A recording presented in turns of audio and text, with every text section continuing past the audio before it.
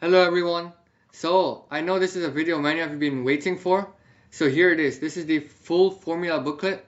And like I've said before, a formula booklet is an essential piece of revision. And with the exams in just 1 month now, this is the perfect time to get started looking at this formula booklet. So as you can see here, this has all the formulas from each topic. This is chapter 1, number. And this is every single formula that you'll need to know for the exam. It includes things like compound interest, percentage change, speed, distance, time. And section 2 is algebra. Of course, we've got the quadratic formula, which is very important. And we've got variation, which does also sometimes come up, indices. And number 3, chapter 3 is mensuration. This is quite a big topic, especially for paper 4. So it's important that you understand all these formulae for the perimeter, area, and here we have surface area and volume for 3D shapes. And now we've got a bit here about circles and how to calculate the arc length and sector area and the perimeter of a sector based on the angle of the sector, theta.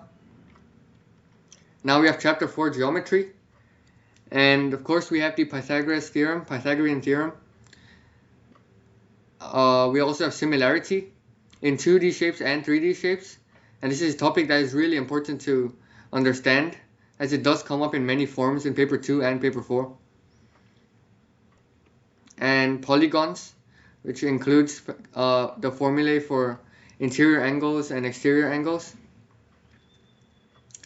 And now trigonometry. This is a very common paper 4 topic. We've got SOHCAHTOA, which is a way of remembering, and sine rule and cosine rule to calculate lengths of unknown sides and angles when they have given us certain sides or angles known in a triangle. This is all a very important paper 4 topic that does come up very often. And now we have graphs. So we have coordinate geometry, which involves finding things like the gradient of a line, gradient of a perpendicular line, and the distance between 2 points and a midpoint.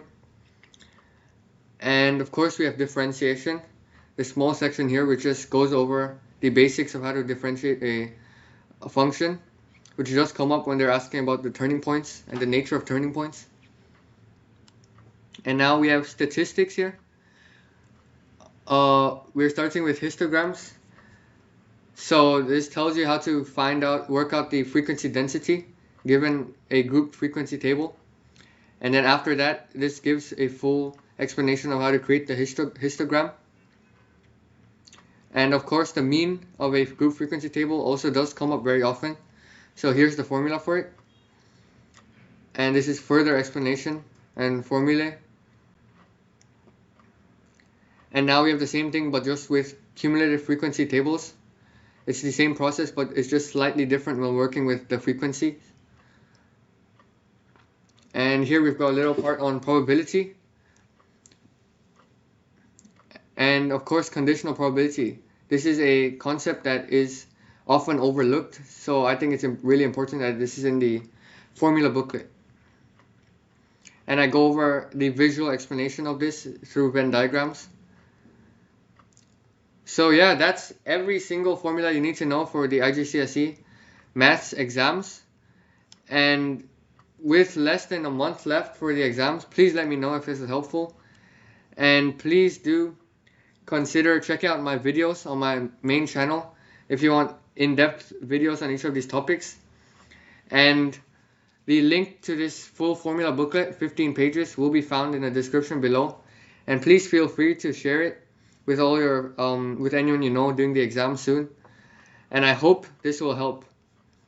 Thank you very much, guys. The link is in the description.